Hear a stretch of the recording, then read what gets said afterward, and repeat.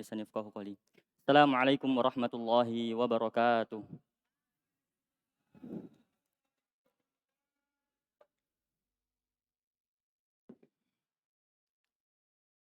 إن الحمد لله نحمده ونستعينه ونستغفره ونعوذ بالله من شرور أنفسنا ومن سيئات أعمالنا. من يهده الله فلا مضل له ومن يضلل فلا هادي له. أشهد أن لا إله إلا الله وحده لا شريك له وأشهد أن محمدا عبده ورسوله لا نبي ولا رسول بعده. قال الله تعالى في القرآن الكريم بعد أعوذ بالله من الشيطان الرجيم. يا أيها الذين آمنوا اتقوا الله حق تقاته ولا تموتن إلا وأنتم مسلمون. وقال تعالى يا أيها الناس اتقوا ربكم الذي خلقكم من نفس واحدة وخلق منها زوجها وبث منهما رجالا كثيرا ونساء واتقوا الله الذي تساءلون به والأرحام إن الله كان عليكم رقيبا. وقال تعالى يا أيها الذين آمنوا اتقوا الله وقولوا قولا سديدا يصلح لكم أعمالكم ويغفر لكم ذنوبكم ومن يطع الله ورسوله فقد فاز فوزا عظيما. أما بعد فإن أصدق الحديث كتاب الله وخير الهدي هدي محمد صلى الله عليه وسلم وشر الأمور محدثاتها فإن كل محدثة بدعة وكل بدعة ضلالة وكل ضلالة في النار. Ma'asyiral muslimin rahimani wa rahimakumullah. Pertama-tama marilah kita panjatkan puja dan puji syukur kita kepada Allah Subhanahu wa taala yang terus-menerus, yang setiap saat memberikan kita begitu banyak kenikmatan sehingga kita bisa melaksanakan kewajiban kita sebagai seorang laki-laki muslim, yakni sholat Jumat berjamaah. Yang kedua, semoga salawat serta salam selalu tercurah kepada Nabi Muhammad sallallahu alaihi wasallam, kepada para keluarga beliau, kepada para sahabat beliau, serta kepada orang-orang yang selalu mengikuti sunnah-sunnah beliau hingga yaumil kiamah nanti. Amin amin ya rabbal alamin. Ma'asyiral muslimin rahimani wa rahimakumullah. Pastilah di dalam kehidupan dunia ini, setiap orang, setiap hamba mendambakan kehidupan yang nikmat, kehidupan yang enak, kehidupan yang bahagia. Syekh Muhammad At-Tamimi rahimahullah ta'ala di dalam kitabnya Qawaidul Arba' beliau berpendapat bahwasannya tanda-tanda atau alamat kebahagiaan itu ada 3. Beliau sekaligus mendoakan kepada kita semua sebagai thalabul ilmi, kepada seluruh umat ini, yakni semoga termasuk menjadi orang-orang yang memiliki tanda-tanda kebahagiaan. Apa tanda-tanda tersebut? Syekh Muhammad At-Tamimi rahimahullah ta'ala berkata, As'alullahal karima rabbal arshil azim ayyatawallaka fid dunya wal akhirah wa ayyaj'alaka mubarakan aynama kunta wa ayyaj'alaka mimman idza u'tiya syakara. Ini yang pertama. Wa idza batuliya sabara wa idza aznaba astaghfara. Fa inna haula'i tsalatsa unwanus sa'adati. Inilah syahid kita di sini 3 hal poin ini. Yang pertama, ayyaj'alaka mimman idza u'tiya syakara. Dan apabila engkau diberi, semoga engkau dijadikan termasuk dari orang-orang yang apabila diberi kenikmatan, maka engkau bersyukur kepada Allah Subhanahu wa taala. Jamaah Jumat, semoga selalu dimuliakan oleh Allah Subhanahu wa taala. Mungkin banyak dari kita berpendapat bahwasanya bersyukur hanya dengan mengucapkan alhamdulillah, begitu saja. Tetapi setelah kita belajar, Al-Ustadz Muzakir, guru kami, hafizahullah ta'ala, menjelaskan kepada kami bahwasannya cara bersyukur itu ada 3.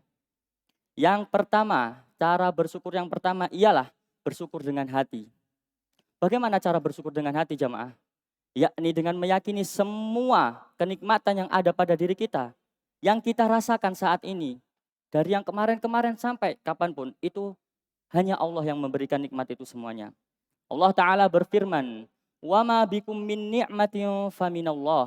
Dan apa-apa dari kalian berupa kenikmatan faminallah, itu dari Allah Subhanahu wa taala. Inilah cara bersyukur yang pertama. Cara bersyukur yang kedua yakni dengan ucapan atau lisan. Bagaimana cara bersyukur dengan lisan? Yakni dengan selalu memuji Allah Subhanahu wa taala di setiap keadaan, di setiap kondisi, baik kondisi susah maupun kondisi lapang. Rasulullah Shallallahu Alaihi Wasallam selalu memuji Allah di setiap keadaan. Ketika keadaan Rasulullah sedang tidak enak, maka beliau memuji Allah dengan berkata, Alhamdulillahi ala kulli hal. Dan ketika beliau dalam keadaan senang, maka beliau memuji Allah dengan perkataan, Alhamdulillahi bini'matihi tatimmus solihat. Kemudian cara bersyukur yang ketiga yakni kita bersyukur dengan anggota badan. Bagaimana cara bersyukur dengan anggota badan? Yakni kita melakukan ketaatan kepada Allah Subhanahu wa taala, melakukan amalan-amalan solih yang Allah perintahkan. Semakin tunduk kita kepada Allah Subhanahu wa taala. Contohnya, oleh Allah Subhanahu wa taala kita telah diberikan kenikmatan kaki. Maka apa yang harus kita gunakan untuk bersyukur? Dari kaki ini, yakni kita berjalan menggunakan kaki ini menuju masjid, menuju rumah-rumah Allah. Ini termasuk bentuk kesyukuran kita kepada Allah Subhanahu wa taala. Allah memberikan kita mata, Allah memberikan kita telinga untuk kita membaca Al-Qur'an, mendengarkan lantunan ayat suci Al-Qur'an. Allah memberikan kita akal pikiran. Allah memerintahkan untuk kita mentadaburi Al-Qur'an. Afala yatadabbaruna Al-Qur'an. Inilah yang banyak nikmat-nikmat yang Allah berikan. Maka cara mensyukurinya yaitu dengan mendekatkan diri kepada Allah Subhanahu wa taala.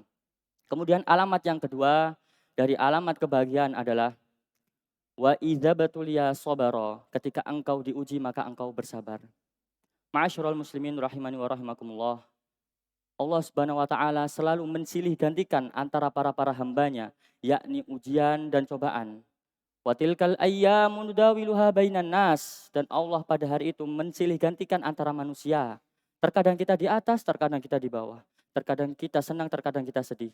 Bahkan manusia yang paling mulia, Rasulullah Shallallahu Alaihi Wasallam, mendapatkan ujian yang sangat berat. Dan semua manusia pasti akan diuji. Bahkan manusia yang paling mulia adalah yang paling berat ujiannya, kemudian yang semisalnya, kemudian yang semisalnya. Al-Ustadz Mudzakkir juga menjelaskan bahwasannya cara bersabar itu ada 3 cara. Yang pertama, yakni bersabar di atas ketaatan kepada Allah Subhanahu wa taala. Allah taala berfirman, wa'mur ahlaka bis-sholati wastabir 'alaiha, dan perintahkanlah kepada keluargamu untuk melaksanakan sholat lalu bersabar di atasnya. Ayat ini jamaah sekalian menunjukkan bahwasannya ketika kita melakukan ketaatan, ketika kita melakukan ibadah, kita memerlukan yang namanya kesabaran. Karena tidak mungkin kita dapat melakukan jika kita tidak memiliki kesabaran. Antum semua bayangkan ketika kita tertidur lelap, terdengar suara azan subuh, yang mana udara dingin, air pun dingin. Kita harus bangun lalu mengambil air wudhu dan berdiri melaksanakan sholat. Jika kita tidak dianugerahi oleh Allah hidayah dan kesabaran, maka kita tidak akan mampu melaksanakannya. Coba kita bayangkan ketika kita menuntut ilmu, kita juga harus bersabar. Kita pergi meninggalkan kampung halaman kita pergi meninggalkan orang tua kita pergi meninggalkan orang-orang yang kita cintai untuk menuntut ilmu. Jika kita tidak sabar, kita tidak bisa, saudara sekalian. Belum lagi ketika kita sudah datang ke tempat menuntut ilmu, kita bertemu dengan orang yang banyak, yang bermacam-macam. Ada yang orangnya pendiam, ada yang orangnya ternyata sangat asik, ada yang ternyata suka marah, ada yang suka tersinggung. Maka ini kita harus mensikapi dengan sabar. Semua ini kita sikapi dengan sabar dalam rangka menuntut ilmu, karena menuntut ilmu termasuk ibadah yang paling mulia. Yang kedua, cara bersabar yaitu dengan bersabar menjauhi maksiat. Mungkin banyak di kalangan kita yang sudah bertaubat dari dosa-dosa. Maka kita harus bersabar untuk tetap menjauhi maksiat yang telah kita taubati. Kalau kita tidak mampu bersabar, maka pasti kita akan mengulanginya kembali. Biasanya Allah Ta'ala setelah kita bertaubat itu memberikan ujian. Yakni ujiannya kita diberikan kesempatan yang sama untuk melakukan dosa yang telah kita taubati. Maka ini Allah akan menilai apakah kita lulus ujian bersabar ataukah kita akan terjerumus kembali. Kemudian bersabar yang ketiga, yakni kita bersabar dalam menghadapi musibah, menghadapi takdir yang telah Allah tetapkan. Inilah 3 cara bersabar. Kemudian alamat kebahagiaan yang nomor 3 adalah wa idza aznabastaghfara, dan ketika engkau terjatuh ke dalam kemaksiatan, ke dalam dosa, maka engkau segera memohon ampun kepada Allah dan beristighfar kepadanya. Ma'asyiral muslimin rahimani wa rahimakumullah. Allah Ta'ala menciptakan manusia sangat banyak kekurangan. Sehingga Allah dengan maha bijaksananya, dengan ilmunya, memberikan amalan yang mana akan menyempurnakan kekurangan kita, yaitu amalan istighfar. Kullu bani Adam khata' wa khairul khata'ina at-tawwabun. Setiap anak Adam pasti bersalah dan sebaik-baik orang yang bersalah adalah orang yang bertaubat. Inilah ciri-ciri seorang muslim yang asli. Ketika dia bersalah, dia segera memohon ampun kepada Allah Subhanahu wa taala. Dan banyak sekali keutamaan-keutamaan beristighfar. Kita lihat ada 3 orang yang datang kepada seorang alim, yakni meminta pendapat, "Ya alim, kenapa saya belum memiliki anak?" Apa kata alim tersebut? Istighfarlah. "Ya alim, usaha saya, rezeki saya seret." Apa kata alim tersebut? Istighfarlah. "Ya alim, bagaimana ini belum turun hujan?" Apa kata alim tersebut? Istighfarlah. Nah, inilah keutamaan-keutamaan istighfar sangat banyak sekali. Allah Ta'ala berfirman, "Faqultu astaghfiru rabbakum innahu kana ghaffara, yursilis samaa'a 'alaikum midrara, wa yumdidakum bi amwal wa banin, wa yaj'al lakum jannati wa yaj'al lakum anhara." Maka beristighfarlah kepada Rabb kalian, sungguhnya Rabb kalian itu Maha Pengampun. Dan Dia akan menurunkan hujan yang sangat lebat dari langit, memperbanyak harta kalian, memperbanyak anak-anak kalian, dan menjadikan kebun-kebun dan sungai-sungai mengalir. Inilah 3 tanda-tanda alamat kebaikan menurut Syekh Muhammad At-Tamimi rahimahullah taala. Aqulu qouli hada wa astaghfirullah li wa lakum wa lisairil muslimina min kulli dzambin fastaghfiruhu innahu huwal ghafurur rahim.